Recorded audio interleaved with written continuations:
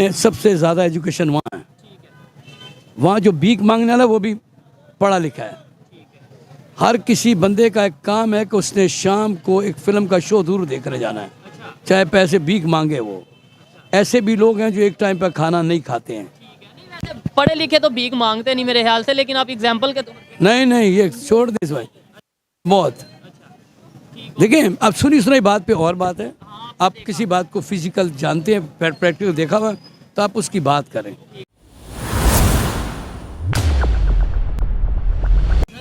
Doctor जान क्या करते हैं सर? डॉक्टर आप एमबीबीएस डॉक्टर? नहीं, मैं एग्रीकल्चर डॉक्टर है। जबरदस्त। फिर इनसे बात करके बड़ा मजा आएगा। और आप सर क्या करते हैं? मैं मीडिया से ही हूँ। मीडिया से हैं तो सर इतना छुप के बता रहे हैं, ओपनली बताना चाहिए मीडिया से। अच्छा, टॉपिक ये है, सबसे पहले तो मुझे सादा से सवाल का जवाब दे दें। आज के दौर में आपसे खास तौर पे पूछ रहा हूँ, टेक्नोलॉजी की कितनी अहमियत? टेक्नोलॉजी की बहुत अहमियत है, लेकिन पाकिस्तान में इसलिए नहीं कि पाकिस्तान में रिस्पांस नहीं मिलता। जिसके अंदर टैलेंट है वो टैलेंट को दबा दिया जाता है। अगर टैलेंट को गवर्नमेंट ऑफ पाकिस्तान थोड़ा सा बैकिंग दे, उसको सपोर्ट करे, तो ये बहुत बड़े टैलेंट है। अच्छा, मुझे ये भी बताइएगा कि पर एकड़ हमारी पैदावार आजकल क्या है पाकिस्तान में? इस वक्त जो पैदावार है वो, अगर आप उस पर गवर्नमेंट फैसिलिटी दे, अगर आप उस पर जैसे गंदम है, गंदम के बारे में ये तो तकरीबन के 100 मेट्रिक टन वो उस पर ये कर सकती है। लेकिन अगर इसके ऊपर बहुत सी चीज़ें, अभी हम लोग जो काम करते हैं, हम लोग, आपने मुझसे कहा कि मुझे ज़रा बताएं कि हमारी काश्त नहीं हो रही, तो हम उसकी मट्टी भी लेंगे, पानी भी लेंगे, उसकी लेबॉरेटरी टेस्ट कराएंगे, फिर आपको समझाएंगे कि इसके ऊपर कौन सी मट्टी लगानी है, कौन सा पानी लगाना है, फिर ये ग्रोथ वहीं पे आती है। टेक्नोलॉजी के थ्रू आप जो सा ये सारी चीज़ें ऑब्जर्व करेंगे और उसके बाद फिर आप उस पर वर्क करेंगे। अच्छा, अभी अगर हम बात करें हमारे यहाँ पे डिफेंस इक्विपमेंट्स हों या फिर इसके अलावा कोई भी प्रोडक्ट्स हों, ज़्यादातर हम टेक्नोलॉजी के हवाले से या तो चाइना से लेते हैं, यूएसए या दूसरे कंट्री से। अभी इंडिया की अगर बात करें, जो कि नेबर कंट्री है, उन्होंने एक ड्रोन बनाया है अपना, मेड इन इंडिया घातक के नाम से, जो कि रडार के उसमें नहीं आता। ठीक हो गया। क्या कहना चाहेंगे, वो टेक्नोलॉजी में किधर जा रहे हैं, हम कहाँ पे खड़े हैं, चाहे एग्रीकल्चर हो, चाहे डिफेंस हो, चाहे ओवरऑल? देखिए सर, वो हमसे बहुत आगे हैं। वो अभी मैं आपको थोड़ी सी एक मिसाल दूंगा। अब मैं ट्रेन में जा रहा था, तो किसी बंदे ने 13 रुपए की टिकट ली ट्रेन में। 13 रुपए की? 13 रुपए की टिकट ली, किसी ट्रैवल कर रहा था किसी जगह। कब की बात है ये? 13 रुपए की तो टिकट आज नहीं। जैसे शहर में जाते हैं, लोकल जा रहे हैं, तो उससे दिए 50 रुपये, बाकी उसका बैलेंस था कोई 37 रुपये थे उसके। तो उसने उस बंदे को बोला कि मुझे 37 रुपये दे दो। उसने बोला मेरे पास खुले नहीं है। वो कलेक्टर ने बोला, उससे बोला ऐसा करो, मुझे 13 रुपये 37 रुपये के आगे की टिकट काट दो। लेकिन वो उधर ही गया। इसलिए मैंने कहा ये तुमने क्यों किया? उससे बोला ये गवर्नमेंट के ख़जाने में पैसे जाएंगे, इसके ख़जाने में नहीं जाएंगे। जबरदस्त ऑनेस्टी।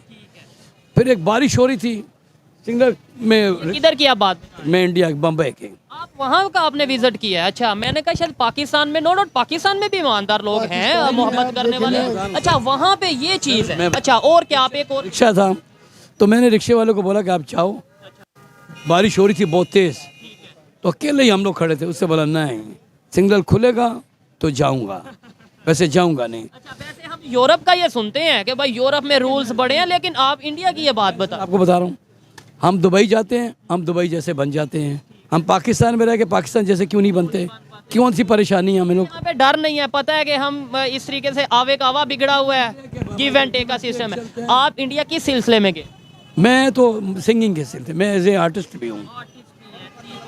अच्छा, उनकी टेक्नोलॉजी के हवाले से आपने बोला बहुत आगे, ये तो एक लाइन से बात खत्म कर दी ना। वो आगे चले कैसे गए? फिर उसके बाद ये है कि देखें 1947 में हम एक जैसे थे, एक साथ ही आज़ाद हुए, अपना सफ़र इकट्ठा शुरू किया। आज हम ये कहते हैं नहीं जी वो टेक्नोलॉजी में बहुत आगे, डेट्स इट। ये कोई जवाब नहीं है। वो कैसे आगे चले गए? उन्होंने एजुकेशन पे वर्क किया। उन्होंने सबसे ज़्यादा एजुकेशन वहाँ है। वहाँ जो भीख मांगने वाला वो भी पढ़ा लिखा है। हर किसी बंदे का एक काम है कि उसने शाम को एक फिल्म का शो जरूर देखने जाना है, चाहे पैसे भीख मांगे वो। ऐसे भी लोग हैं जो एक टाइम पर खाना नहीं खाते हैं। पढ़े लिखे तो भीख मांगते नहीं मेरे ख्याल से, लेकिन आप एग्जाम्पल के नहीं, ये छोड़ दे इस भाई। बहुत देखिए, अब सुनी सुनाई बात पे और बात है। आप किसी बात को फिजिकल जानते हैं, प्रैक्टिकल देखा हुआ, तो आप उसकी बात करें। बात ये है कि मैंने आपसे अर्ज़ किया कि यहाँ टैलेंट इतने हैं पाकिस्तान में कि आप उसको हिला देंगे। वो मुल्क हमारे आगे कुछ भी नहीं है, लेकिन हमारे टैलेंट को साथ हमारा कौन देगा? प्लेटफॉर्म नहीं है। जी हाँ। और ये हमारा जो डायलॉग है इसकी ना ये मजाक बन चुका है इंटरनेशनल लेवल पे कि पाकिस्तान में टैलेंट की कमी नहीं है। नहीं, ये मजाक बन चुका है। वो इसकी ये देखे पिछले उन्होंने अपनी जो 15 अगस्त है पूरे मुल्क में इलेक्ट्रिक गाड़ियां दी हैं, पूरे मुल्क में। पाकिस्तान में अभी तक कोई एक यूनिट बता दें जिसने आके कि ये हमारे पास तो वसाइल हैं, लेकिन काम करने का मौका कोई नहीं दे रहा ना। मसाइल भी कम है हमारे पास। इकोनॉमी की जो असल सिचुएशन है, में हमारे कुछ तो ब्यूरोक्रेट्स ने, फिर सियासतदानों ने भी मुल्क को चलने नहीं दिया उस तरीके से। इससे तो मैं एग्री करता अब हूँ। एक हमारी आर्मी है, आर्मी हर जगह तो नहीं जा सकती ना। ठीक है। आर्मी तो देखें इस वक्त आर्मी जाती है आजकल, नहीं, पूरा पाकिस्तान मुल्क- की आर्मी हर जगह जा रही है। ये मतलब इसीलिए कि बाकी नाकाम हो गए हैं ना, तो आर्मी को मजबूरन आना पड़ा है। चीफ है इस टाइम पता है यूएस के विजिट जी बिल्कुल, मैं यही कह रहा हूँ कि हमारी आर्मी ने ही सारा कुछ करना है, तो फिर सियासतदानों की क्या जरूरत है? और हमेशा ब्लेम ये कर दिया जाता है कि भाई आर्मी क्यों हर चीज में इन्वॉल्वमेंट करती है। नो डाउट जिसका जो काम है उसे वही करना चाहिए, लेकिन पॉलिटिशियंस को भी सोचना हमारा चाहिए। मुल्क जितना भी चल रहा है वो सिर्फ आर्मी की वजह से अब चल रहा है। चल कैसा रहे?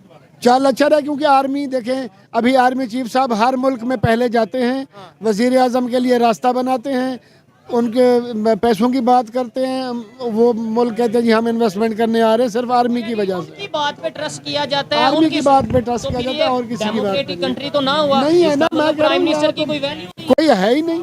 सियासतदानों की एक जीरो भी वैल्यू नहीं है इस मुल्क में। ना ही जो है ये सिर्फ अपना पैसा बनाने के लिए आते हैं। ये सारे अपने पैसा बनाने में लगे हुए हैं। एक आर्मी से ही हमने उम्मीद रखी हुई है और वो बेहतर कर रहे दूसरी साइड पे देखें, हम इंडिया की अगर बात कर रहे थे, उनके आर्मी चीफ का नाम क्या है? हैं। हमें नहीं प्राइम मिनिस्टर का क्या नाम है? वो तो मोदी साहब से और हर जगह पे वही जाते हैं। मतलब जहाँ भी इंटरनेशनल विजिट पे, इवन यूएई, सऊदीया या यूएस में जहाँ पे भी जाते हैं वो खुद जाते हैं, उनके पॉलिटिशियंस जाते हैं। हमारे यहाँ से आर्मी चीफ सर हमारे मुल्क में टेक्नोलॉजी बहुत है, हाँ, लेकिन उसके ऊपर पीछे वर्क नहीं है, बैकिंग नहीं है। ऐसे टैलेंटेड आपके यूनिवर्सिटियों में, कॉलेजेस में लड़के हैं कि मैं आपको क्या बताऊं।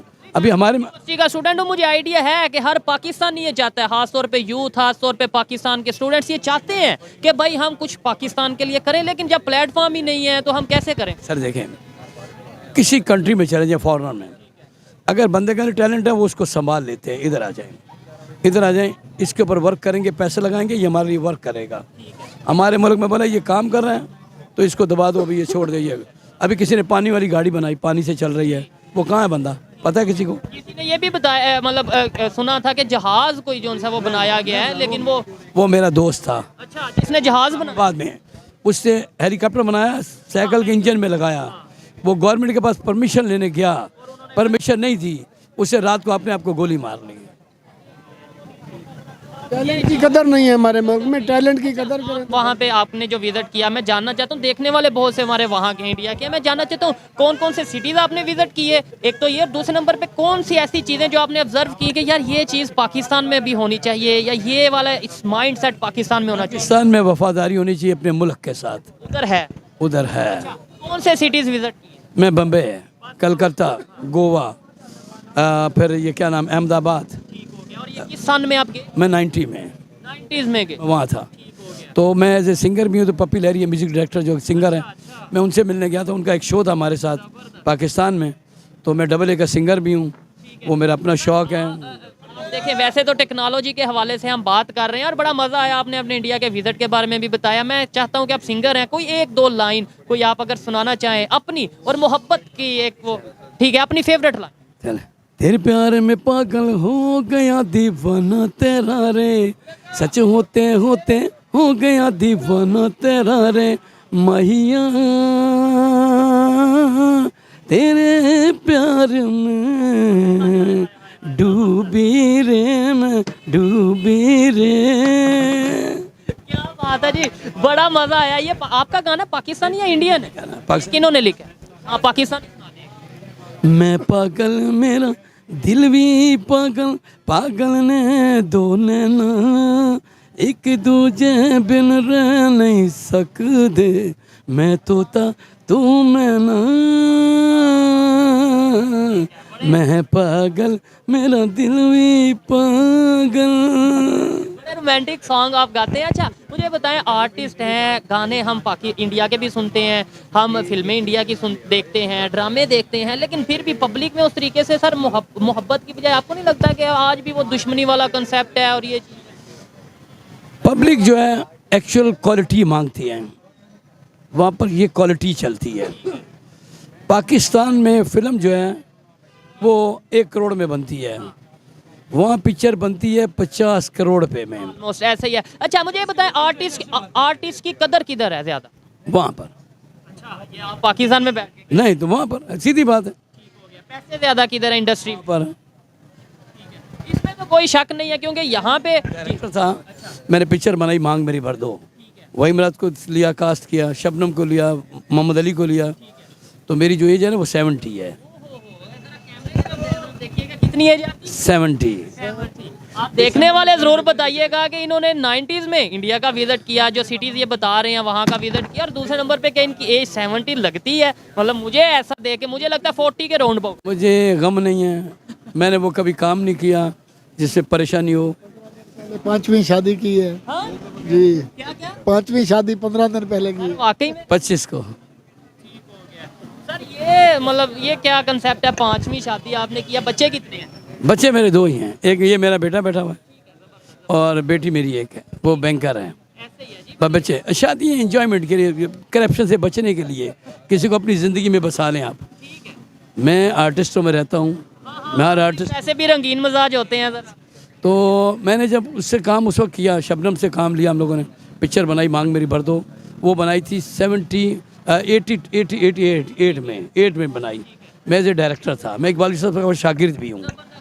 सर अच्छा लग रहा है आपसे बात करके। मुझे बस ये बता दीजिए लास्ट में कि क्या कहना चाहेंगे आप कि कैसे ये देखें आर्टिस्ट बैठे हैं हमारे साथ, ये नफरतें खत्म हो और हम मुकाबला करें। मैं बार बार कहता हूँ मुकाबला करें इंडिया से, मैं चाहता हूँ मुकाबला करें, लेकिन टेक्नोलॉजी में, एजुकेशन। आर्मी से रिक्वेस्ट करना चाहते हैं कि देखें बांग्लादेश करेंसी में हमसे आगे चला गया, इंडिया हमसे आगे चला गया।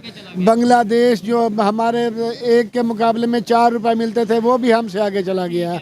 हमें इतनी शर्मिंदगी महसूस होती है जब हम बाहर के मुल्कों में अपनी करेंसी का हाल देखते हैं।